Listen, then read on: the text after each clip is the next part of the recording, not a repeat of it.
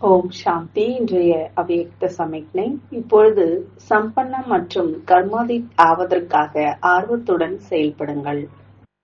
நிராகாரி சுரூபத்தின் முக்கிய அறிவுரைக்கான வரதானம் கர்மாதீத் பவ என்பதாகும்.